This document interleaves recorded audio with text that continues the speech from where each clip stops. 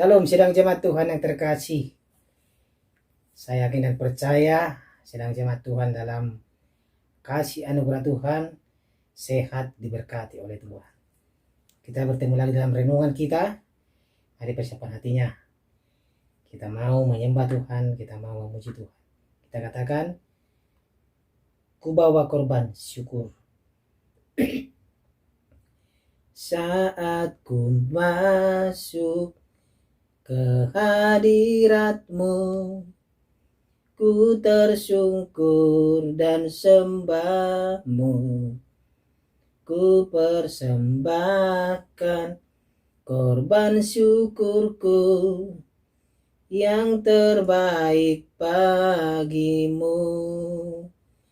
Ku bawa korban syukur ke tempat kudus-Mu Tuhan. Hatiku limpah dengan syukur, sebab Tuhan baik. Oh, oh, oh. Sebab Tuhan baik. Amin. Firman Tuhan untuk hari ini dari Ibrani pasal 9 ayat 1 sampai ayat yang ke-10. Ibrani pasal 9 ayat 1 sampai ayat yang ke-10 dengan perikop tempat kudus di bumi dan di surga. Demikian firman Tuhan. Memang perjanjian yang pertama juga mempunyai peraturan-peraturan untuk ibadah dan untuk tempat kudus buatan tangan manusia. Sebab ada dipersiapkan suatu kemah, yaitu bagian yang paling depan, dan di situ terdapat kaki dian dan meja dengan roti sajian. Bagian ini disebut tempat yang kudus. Di belakang tirai yang kedua terdapat suatu kemah lagi yang disebut tempat yang maha kudus. Di situ terdapat mezbah pembakaran ukupan dari emas dan tabut perjanjian yang seluruhnya disalut dengan emas. Dalam tabut perjanjian itu tersimpan buli-buli emas berisi mana, tongkat Harun yang pernah bertunas, dan loh-loh batu yang bertuliskan perjanjian. Dan di atasnya kedua kerup kemuliaan yang menaungi tutup pendamaian. Tetapi hal ini tidak dapat kita bicarakan sekarang secara terperinci. Demikianlah caranya tempat yang kudus itu diatur. Maka imam-imam senantiasa masuk ke dalam kemah yang paling depan itu untuk melakukan ibadah mereka. Tetapi ke dalam kemah yang kedua hanya imam besar saja yang masuk sekali setahun, dan harus dengan darah yang ia persembahkan karena dirinya sendiri dan karena pelanggaran-pelanggaran yang dibuat oleh umatnya dengan tidak sadar. Dengan ini Roh Kudus menyatakan bahwa jalan ke tempat yang kudus itu belum terbuka selama kemah yang pertama itu masih ada. Itu adalah kiasan masa sekarang.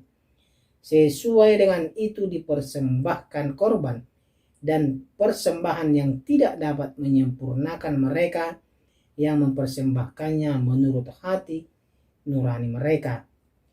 Karena semuanya itu disampaikan makanan minuman dan pelbagai macam pembasuhan hanyalah peraturan-peraturan untuk hidup insani yang hanya berlaku sampai tibanya waktu pembaharuan. Demikian firman Tuhan, pembacaan firman Tuhan. Tema kita pada hari ini adalah ibadah yang sejati. Ibadah yang sejati. Sidang jemaat Tuhan yang terkasih, ibadah sejati adalah sikap tunduk kepada Allah, sikap taat kepada Allah, sikap merendahkan diri kepada Allah. manusia perlu menyadari bahwa Allah itu maha mulia, maha agung, maha bijaksana, sedangkan ciptaannya telah jatuh ke dalam lumpur dosa. Perjumpaan dengan Allah selalu dikaitkan pada berbagai simbol yang agung. Misalnya, kemah Allah yang menjadi simbol tempat Allah bersemayam, yang di dalamnya terdapat barang-barang yang indah. Hal ini untuk menjaga kemuliaan Allah. Bangsa Israel memiliki kemah pertemuan pada zaman dahulu. Itu adalah media mereka untuk bertemu dengan Allah. Ya, sedang jemaat Tuhan. Keagamaan Israel memiliki banyak simbol, sedang jemaat Tuhan, yang menyatakan keagungan Allah. Hal itu tercermin pada kemah pertemuan.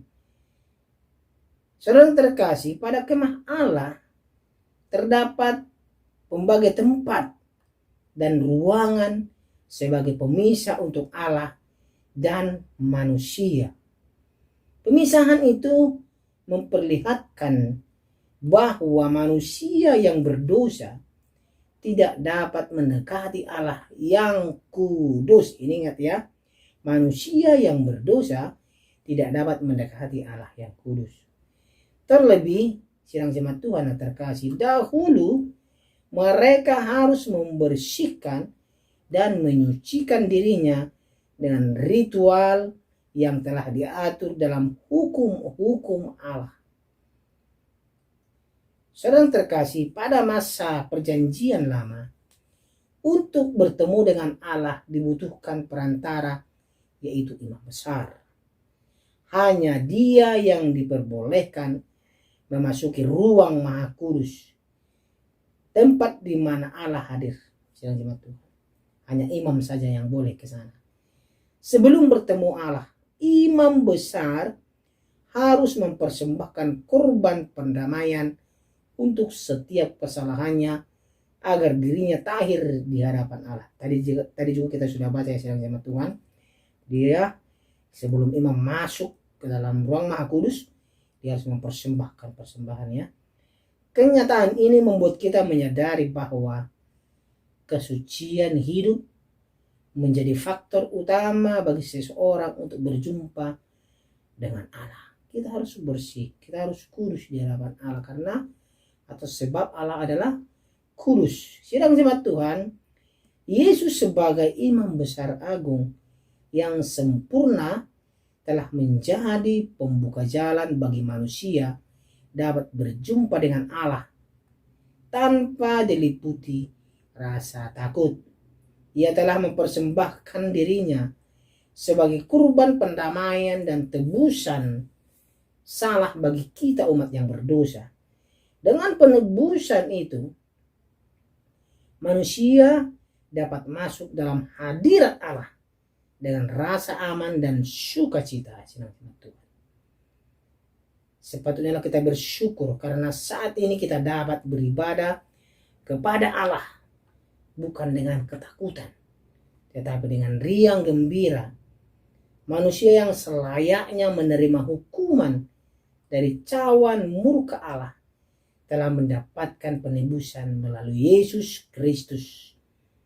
Kematian Kristus membuka jalan dan memampukan kita tidak kembali pada hidup yang lama. Karena itu sedang jemaat Tuhan, sekarang telah terbuka jalan meniti kehidupan dalam Kristus. Mari kita patut bersyukur dan beribadah kepada Tuhan. Karena ibadah kita adalah ibadah yang sejati, ibadah yang berkenan di hadapan Tuhan. Mari datang kepada Dia dengan hati yang merendahkan diri, dengan hati yang sungguh-sungguh beribadah kepada Tuhan. Sebab Tuhan telah berkorban untuk kita, memperdamaikan kita dengan Allah, agar kita memperoleh bagian di dalam surga yang Tuhan sediakan bagi kita. Sidang jemaat Tuhan, mari hiduplah dalam ibadah yang sejati. Mari kita berdoa. Terima kasih ya Tuhan Yesus Kristus, Engkau yang Maha Tahu dalam kehidupan kami. Kami mau beribadah dengan hati yang sungguh-sungguh, karena itu adalah ibadah kami yang sejati di dalam Tuhan. Terima kasih untuk firman Tuhan yang mengajari kami untuk selalu memahami isi hati Tuhan. Di dalam nama Tuhan Yesus Kristus, sebagai Tuhan dan Juru Selamat kami berdoa. Amin.